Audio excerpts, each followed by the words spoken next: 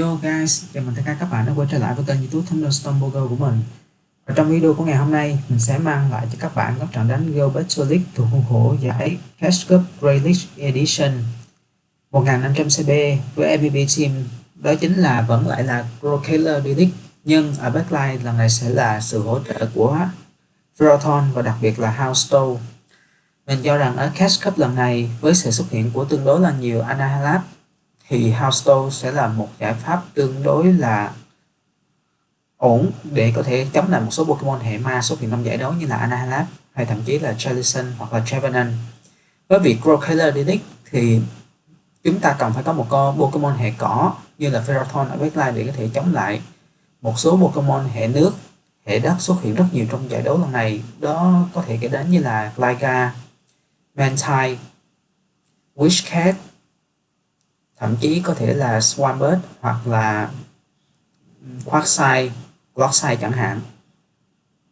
Đặc biệt một tí về team này đó chính là Houndstone ở vị trí Say Swap thì chúng ta sẽ draw out được tương đối là nhiều Pokemon hệ tiên hoặc là hệ đất như là Manibus hoặc là Wigglytuff, và với việc Crowkiller là một Pokemon hệ lửa có thể resist được tất cả các đòn tấn công của hệ tiên, và đòn Disarming Voice sẽ đánh super effective lên trên Manibus, thì đây sẽ là một lựa chọn hoàn hảo để bộ đôi Crowkiller và Houndstone đi chung với nhau. Cụ thể các trận đánh PvP của ngày hôm nay sẽ diễn ra như thế nào? Mời các bạn đi vào nội dung chính của ngày hôm nay nào. Ở trận đấu đầu tiên chúng ta có Empoleon D-League, và đây có thể xem như là một league tương đối là dễ chịu cho Crowkiller. Mặc dù đòn Hydro Cannon có thể đánh super effective vào one shot Crowkiller, tuy nhiên các fast move đến từ Empoleon là Steel Wing không gây ra các trở ngại quá lớn cho Pokemon này. Và sau khi siêu chính xác đòn Hydro Cannon thì đối phương đã swap sang Pokemon thứ hai, đó chính là Nidoqueen. Mình cũng đã có một câu trả lời tương đối tốt cho tình huống này, đó chính là Ferrothon. Đối phương đã chơi rất tốt khi tính toán đến việc thả đòn Poison Fan để giảm sức phòng thủ của Ferrothon, và sau đó đòn Up Power có lẽ là sẽ đủ để KO Pokemon này. Đây chắc chắn là Up Power, tuy nhiên ở Hell Raid này của Ferrothon mình cho rằng Pokemon của mình vẫn sẽ còn sống sót. Đúng như vậy, Ferrothon vẫn còn sống sót với rất ít HP, và tiếp tục một đòn Power Whip thứ hai đã khiến cho Nidoqueen còn rất ít HP. Mình tung ra Houndstone và đối phương đã đưa ra Pokemon cuối cùng là Skarmory, và đây sẽ là một miếng mồi ngon cho Crowkiller để Pokemon này có thể kết thúc game đấu này để mình nhập bằng một thắng lợi. Với việc Skarmory có quá nhiều năng lượng thì mình bắt buộc phải shield cho Crowkiller, và sau đó hoàn toàn có thể là Incinerate farm ra Pokemon này. Crowkiller có rất nhiều năng lượng thì sẽ là một trở ngại cực kỳ lớn cho cả hai Pokemon còn lại của đối phương là Empoleon và Nidoqueen. Nidoqueen quay trở lại và một đòn crunch đến từ phía Crowkiller là đủ để KO Pokemon này, và khi Empoleon quay trở lại thì mình cho rằng một đòn crunch nếu giảm sức phòng thủ của Empoleon thì vâng, như vậy là Empoleon cũng không mặn mà với việc thả Shamu, và Crowkiller tiếp tục sạc được một đòn crunch để kết thúc trận đấu này cho mình. Very good game. Game đấu thứ hai chúng ta có một lead neutral và một tí lợi thế hơn dành cho đối thủ, bởi vì đòn Fly hoặc là Brave Bird đến từ phía Talonflame là có khả năng gây đem ra khủng khiếp hơn rất nhiều so với các move crunch đến từ phía Crowkiller. Mình đã chấp nhận sang đòn Fly đầu tiên và phản công lại với đòn crunch. Crunch phải đi trúng đích, và dường như Talonflame sẽ win CMB của Crowkiller, nên trong tình huống này có lẽ như mình sẽ chấp nhận thua lead. Tuy nhiên mình sẽ quay vào với Houndstone và hoàn toàn farm ra Talonflame để có tương đối là nhiều năng lượng.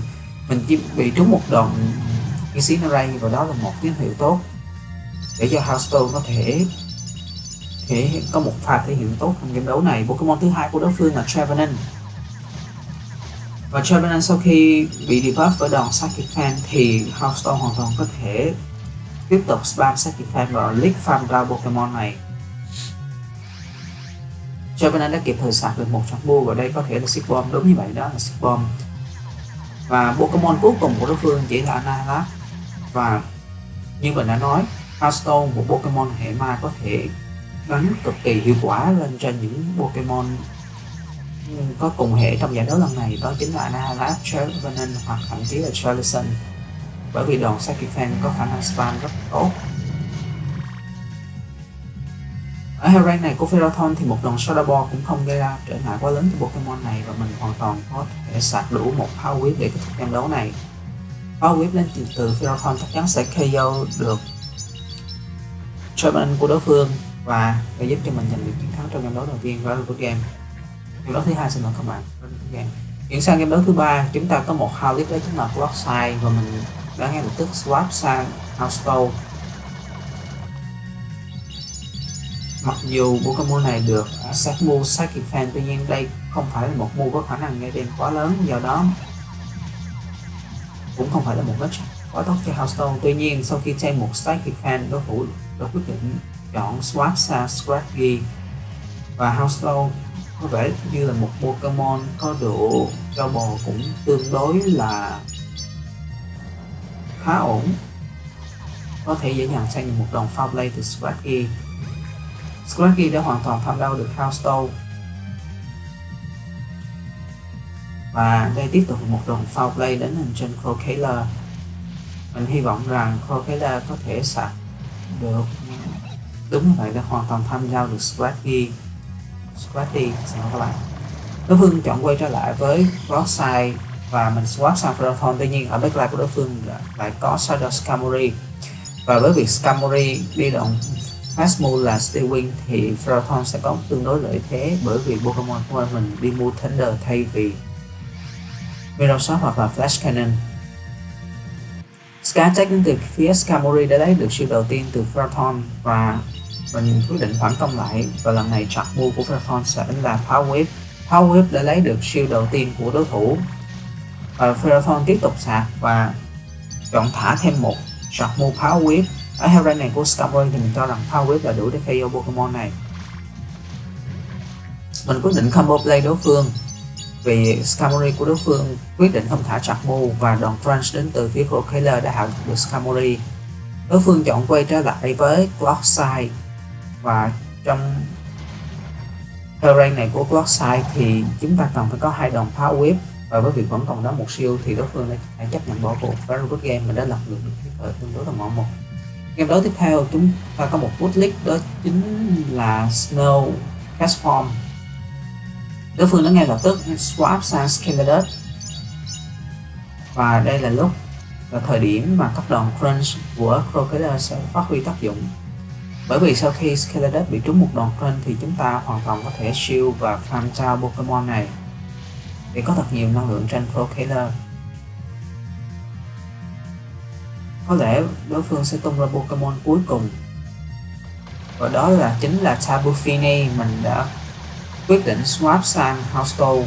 Hearthstone ở matchup với Tapu Fini cũng không phải là quá tệ, mặc dù các đòn sách là non-start và không đánh được quá nhiều damage.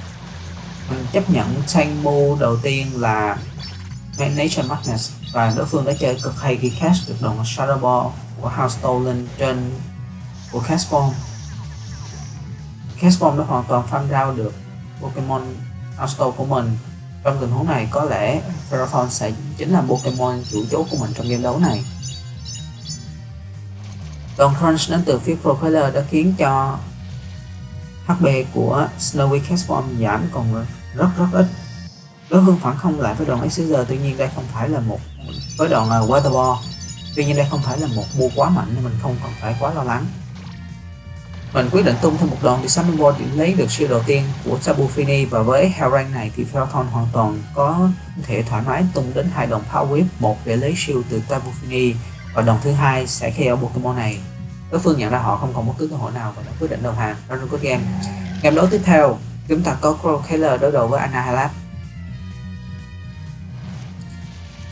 Với việc Crocalor đã accept được bộ move Disarming Void thì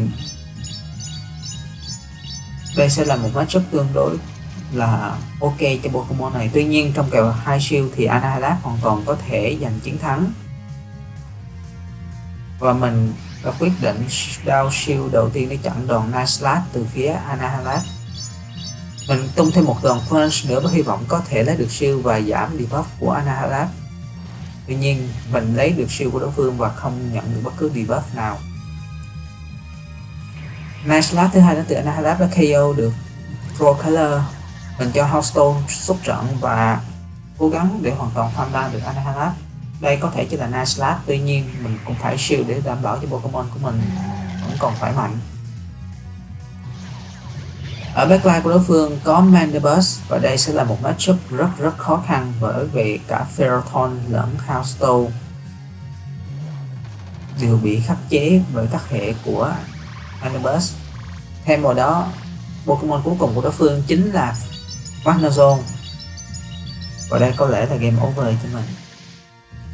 Để cho chúng ta có một Godlick, tuy nhiên cả hai Pokemon ở backline của đối thủ đều có thể khắc chế tốt cả hai Pokemon của mình. Và do đó, đối thủ hoàn toàn có thể giành được chiến thắng trong game đấu này tương đối là dễ dàng. Đòn Wild Charge đến từ phía Magnezone đã khiến cho Ferrothorn còn rất HP. Đối thủ quyết định thả luôn Sharkmo còn lại và đó chính là Mirror Shot để hạ Ferrothorn. Và Hearthstone trong tình huống này không thể làm gì được Mandibuzz nên mình đã quyết định bỏ cuộc. Game đấu tiếp theo chúng ta lại có một Badlick, đó chính là Mantine. Và mình đã sau khi có một đòn Incinerate đã quyết định swap sang Hearthstone. Mình đã down shield đầu tiên và chặn được đòn Aerialize từ phía đối phương.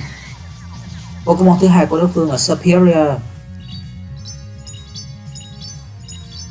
Và Superior cũng là một mối đe dọa tương đối lớn cho cả Hearthstone lẫn Ferrothorn của mình.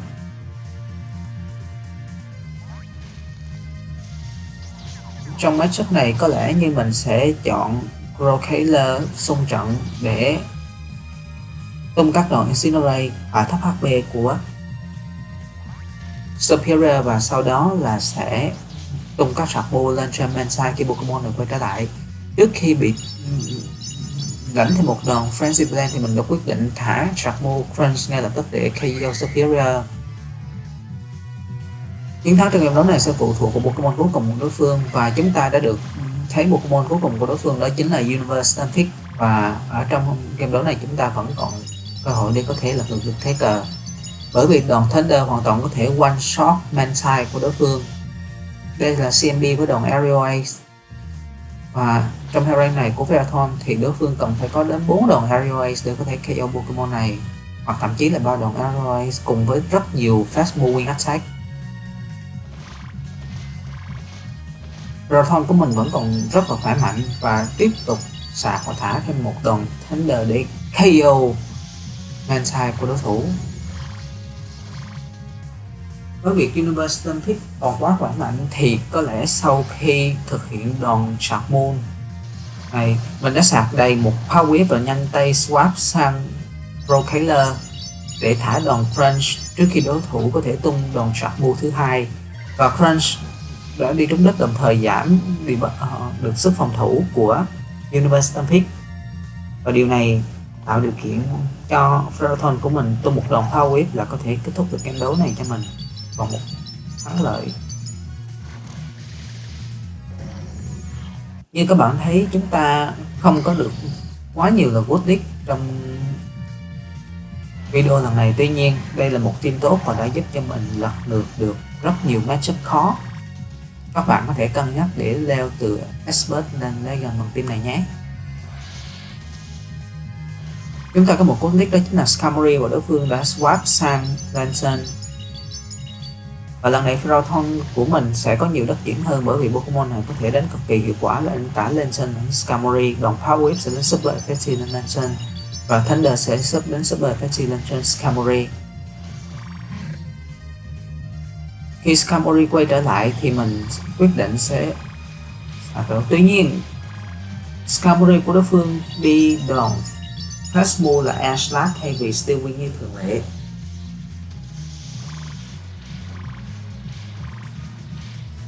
Và đối thủ đã quyết định chọn phương án là hoàn toàn farm down Ferrothorn. Điều này tạo cơ hội cho một đòn Thunder nữa đi trúng đích lên trên Skarmory. Đối phương chọn thả Sharkmo lên trên của Crocodile khi mình quyết định cho Pokemon này xung trận và phát động tấn công từ Crocodile để KO được Skarmory. Đoạn Disarming Void đến từ phía Crocodile đến lên trên Carbink không gây ra được quá nhiều sát thương cho Pokemon này, và Carbink cũng là một Pokemon tương đối là khó. Tuy nhiên chúng ta vẫn còn đó một Houndstone vô cùng khỏe mạnh, tràn đầy HP, và sau khi đòn Disarming Void này trúng đích thì Carbink của đối phương sẽ bị vào trong range mà một đòn Shadow Ball từ phía Houndstone có thể KO được. Đối phương chọn Blight Through Sharpmo ngay lập tức, và đó chính là đòn Rock Slide. Như các bạn thấy, Houndstone cũng là một Pokemon có độ khôn tương đối là cao. Mình cho rằng Pokemon này có chỉ số phòng thủ cũng ngang ngửa với Amphamasnow ở các giải Greyleaf và 1500 CB. Chúng ta có một list cực kỳ khó, đó chính là Sabofini, và mình ngay lập tức sẽ swap sang Houndstone. Pokemon sẽ swap của đối phương là Artibass, và đây là một matchup và các đòn Psychic Fan sẽ phát huy tối đa được công dụng của nó, đó chính là giảm sức phòng thủ của Artibass, và sau đó là mình hoàn toàn có thể có cơ hội lead ra Pokemon này để giành Switch. Mình đã siêu đòn Dragon Claw và tung đòn Psychic Fan thứ hai. Đòn Psychic Fan đã lấy được siêu đầu tiên của Artibass, và Pokemon này sau khi farm thêm một vài phép move nữa, nó quyết định thả Avalanche và mình đã đao siêu cuối cùng để bảo vệ Switch.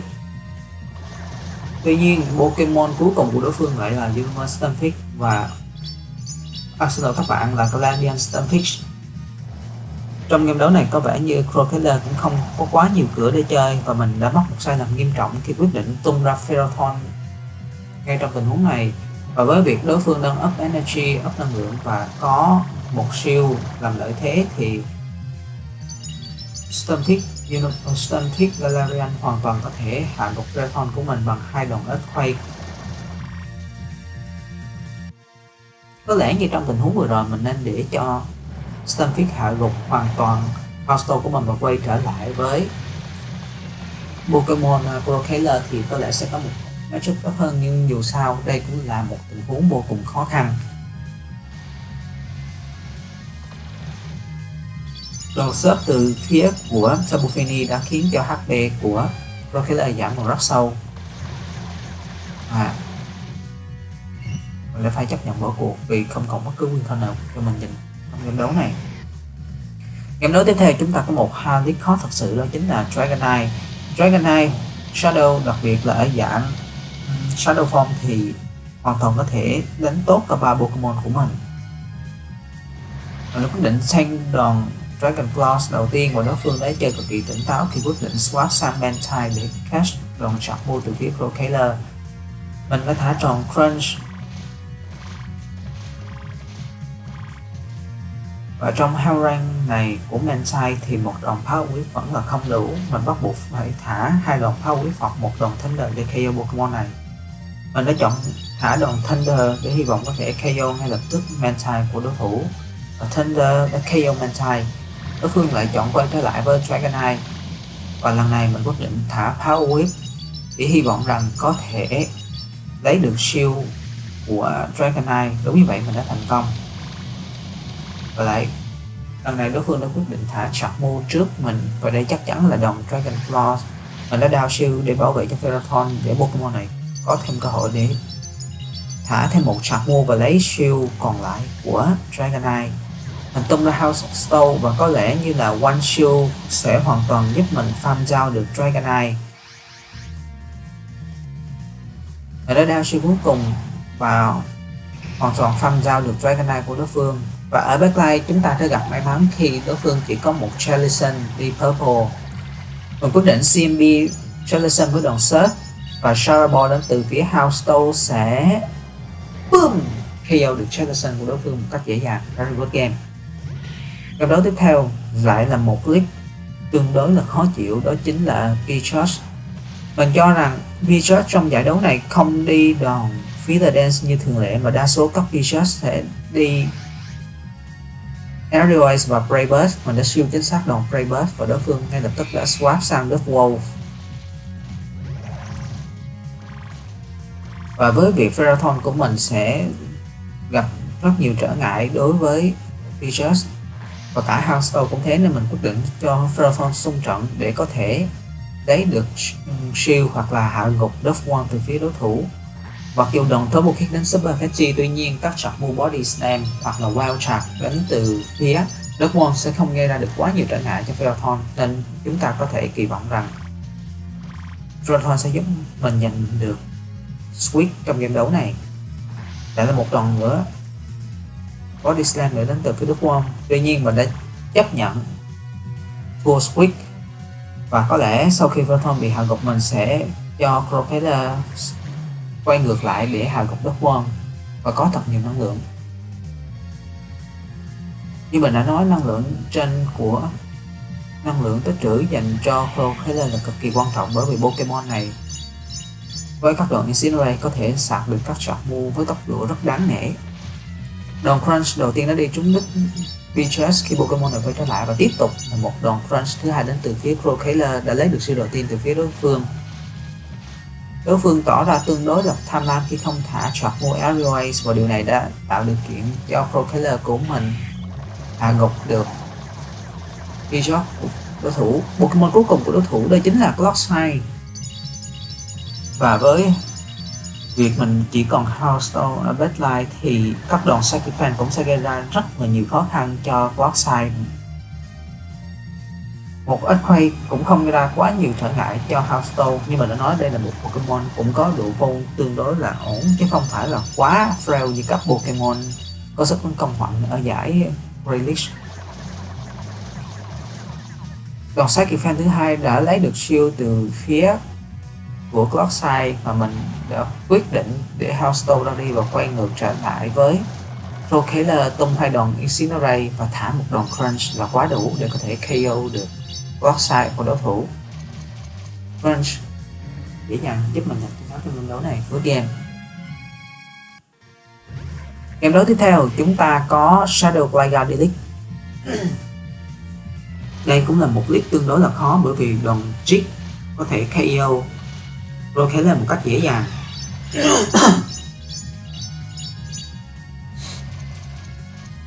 Tuy nhiên đối phương đã chơi cực kỳ tốt khi catch được đòn Crunch lên trên Azumarill. Mình cho xung trận Ferrothorn, và với matchup này thì Ferrothorn hoàn toàn có thể tung một đòn Power Whip lên trên Azumarill và sau đó hoàn toàn farm giao Pokemon này bởi Fast Move Ballistic.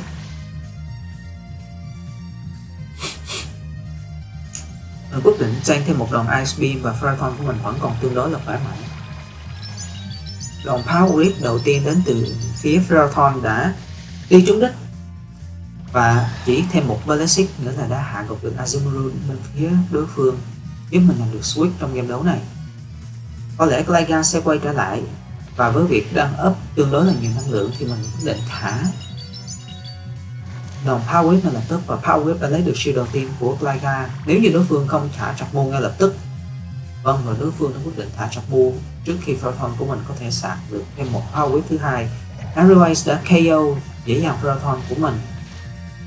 Crocodile quay trở lại, và sau khi thực hiện một đòn Incinerate, Pokemon này của mình quyết định thả đòn Crunch ngay lập tức. Chúng ta được chứng kiến tương đối ít lần Crunch có thể giảm được sức phòng thủ của đối phương trong các game đấu ngày hôm nay.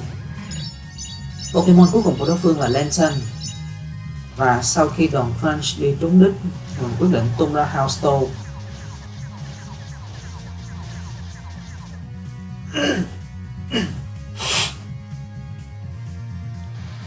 Đòn Surf thứ nhất đến từ phía Lantern đã đi trúng đích Hearthstone của mình, và mình quyết định overfarm thêm một tí trước khi thả đòn Shadow Ball. Shadow Ball đến từ phía Hearthstone sẽ KO được Lantern, và Gligar của đối phương đã nằm trong Hell Rain mà một đòn Incinerate kèm với một đòn Crunch hoặc là Disarming Ball sẽ KO được Pokemon này. Aerial Ace đã KO được Hearthstone. Tuy nhiên đối phương vẫn chưa thể nào sạc đủ được hai đòn Aerial Ace, do đó Crocodile của mình chỉ việc tung một đòn Crunch là quá đủ để KO Pokemon này, giúp mình giành chiến thắng trong game đấu very good game. Game đấu tiếp theo chúng ta có một league neutral, đó chính là Duff. Và với việc Duff có khả năng spam skill body slam cực kỳ nhanh thì đây sẽ là một lợi thế cho đối phương dành trong game đấu này. Bởi vì các đòn double kick, cứ 3 double kick là đối phương sẽ có một body slam, do đó đối thủ hoàn toàn có thể giành được ưu thế trong game đấu này. Crocodile của mình đã nằm trong hell range mà một đòn body slam nữa có thể KO, do đó mình đã chọn down shield đầu tiên để bảo vệ cho Crocodile, sau đó tung ra Ferrothorn để hy vọng hoàn toàn farm down được Bookworm. Đối phương đã swap sang Mantine, và đây là một Pokemon tương đối là khó, đặc biệt là khi đối phương đang up shield so với mình trong game đấu này. Đòn Power Whip đầu tiên từ phía Ferrothorn đã shield bay thành công đối phương. Mình hy vọng rằng mình có thể đạt thêm được đến 2 đòn Power Whip trước khi Mantine hạ gục được Ferrothorn của mình. Đòn Power Whip thứ hai đến từ phía Ferrothorn đã đi trúng đích, và với việc Mantine của đối phương quá tham lam khi tiếp tục chọn overfarm thì mình đã sạc và thả thêm một đòn Power Whip thứ ba. Mình quay trở ngược lại với Crocodile và đối phương đã chọn quay lại với Bookworm, và chỉ một đòn crunch đến từ Pokemon này là đủ để hạ gục được Crocodile. Mantine quay trở lại và đây rất có thể là Water Ball, tuy nhiên đó chỉ là đòn Aerial Ice, và dù sao Incinerate cũng đã đi xuyên qua và giúp mình giành chiến thắng trong game đó, giúp mình giành được lợi thế quan trọng.